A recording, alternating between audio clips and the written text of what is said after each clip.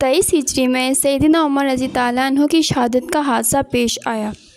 ایک مرتبہ سیدنا مغیرہ بن شعبہ رضی اللہ عنہ کے پارسی غلام ابو لولو نے سیدنا عمر رضی اللہ عنہ سے شکایت کی کہ اس کے آقا اس سے بہت بھاری ٹیکس وصول کرتے ہیں اور اسے کم کرانے کی درخواست کی۔ آپ نے پوچھا کتنا محصول لیتے ہو؟ ابو لولو نے کہا 2 درہم۔ پوچھا تم کام کیا کرتے ہو؟ اس نے کہا آہنگی، نجاری اور نقاشی۔ فرمایا ان پیشوں کے مقابلے میں یہ رقم زیادہ نہیں ہے۔ اس فیصلے پر وہ ناراض ہو کر چلا گیا۔ دوسرے دن فجر کی نماز کے وقت خنجر لے کر مسجد میں آیا۔ جیسے ہی سیدنا عمر رضی اللہ عنہ نے نماز شروع کی، ابو لولو نے دفاتن بھر کر مسلسل 6 وار کیے اور سیدنا عمر رضی اللہ عنہ کو زخمی کر دیا۔ آپ کی جگہ سیدنا عبد الرحمن بن عوف رضی اللہ عنہ نے نماز تمام کرائی۔ کچھ لوگ ابو لولو کو گرفتار کرنے کے لیے بڑھے۔ اس نے انہیں بھی زخمی کر دیا مگر آخر میں پکڑا گیا۔ گرفتار ہوتے ہی اس نے خودکشی کر لی۔ نماز تمام ہونے کے بعد سیدنا عمر رضی اللہ عنہ کو اٹھا کر لایا گیا۔ پوچھا میرا قاتل کون تھا؟ لوگوں نے عرض کیا فیروز۔ فرمایا الحمدللہ میرا قاتل مسلمان نہیں ہے۔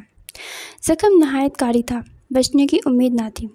آپ کو آقائے نامدار کی قربت میں دفن ہونے کی بڑی آرزو تھی، اس لیے آپ نے اپنے صاحبزادے سیدنا عبداللہ رضی اللہ عنہ کو سیدہ عائشہ رضی اللہ عنہ کے پاس حجرہ نبوی میں دفن ہونے کی اجازت حاصل کرنے کے لیے بھیجا۔ سیدہ عائشہ رضی اللہ عنہ نے فرمایا یہ جگہ میں نے اپنے لیے مخصوص رکھی تھی، لیکن عمر رضی اللہ عنہ کو اپنے اوپر ترجیح دوں گی۔ عبداللہ رضی اللہ عنہ واپس آئے۔ آپ نے پوچھا کیا جواب لائے؟ عرض کیا جو آپ چاہتے تھے۔ فرمایا سب سے بڑی آرزو یہی تھی۔ اس وقت سب سے اہم مسئلہ آپ کی جانشینی کا تھا۔ اس میں مختلف قسم کی پیچیدگیاں پیدا ہو چکی تھیں، اس لیے آپ رضی اللہ عنہ کی وفات سے پہلے صحابہ کرام رضی اللہ عنہ نے آپ سے جانشین نامزد کرنے کے لیے درخواست کی۔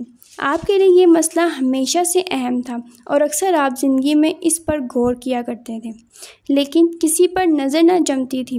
اپنے معیار سے سب میں کچھ نہ کچھ کمی پاتے تھے۔ بعض لوگوں نے آپ کے صاحبزادے عبداللہ رضی اللہ عنہ کا نام پیش کیا۔ فرمایا جس کی بیوی کو طلاق دینے کا سلیقہ نہیں ہے وہ خلافت کا بار کیسے سنبھالے گا؟ بالآخر لوگوں کی اصرار پر سیدنا علی، عثمان، زبیر، طلحہ، سعد اور عبد الرحمن بن عوف رضی اللہ عنہ 6 آدمیوں کو جن کی اسلام میں بڑی خدمات تھی اور جنہیں رسول اللہ صلی اللہ علیہ وآلہ وسلم نے جنت کی بشارت دی تھی، نامزد کر کے فرمایا ان میں سے جس پر کثرت رائے ہو جائے اسے امیر بنانا، اور تاکید کر دی کہ میرے بعد 3 دن کے اندر یہ مرحلہ طے ہو جائے، اور سیدنا صہیب رضی اللہ عنہ کو حکم دیا کہ میرے دفن سے فراغت کے بعد 6 آدمیوں کو ایک مکان کے اندر بند کر دینا، اور جب تک ان میں سے کسی کا انتخاب نہ ہو جائے اس وقت تک نہ کھولنا۔ عبداللہ رضی اللہ عنہ نے مشورے میں شریک گے، لیکن ہمارا سے انہیں کوئی تعلق نہ ہوگا۔ کثرت رائے کے بعد بھی اگر کوئی شخص خلافت کا مدعی رہے تو اسے قتل کر دینا۔ نامزدگی کے مرحلے سے فراغت کے بعد لوگوں سے فرمایا کہ جو شخص خلیفہ منتخب ہو وہ مہاجرین، انصار، اعراب، اہل عرب اور ذمیوں کے حقوق کا پورا خیال رکھے، اور ان میں سے ہر ایک کے حقوق کی تشریح فرما کر تاکید فرمائے کہ ذمیوں سے جو قرار ہے اسے پورا کیا جائے، ان کے دشمنوں سے لڑا جائے اور ان کی طاقت سے زیادہ ان کو تکلیف نہ دی جائے۔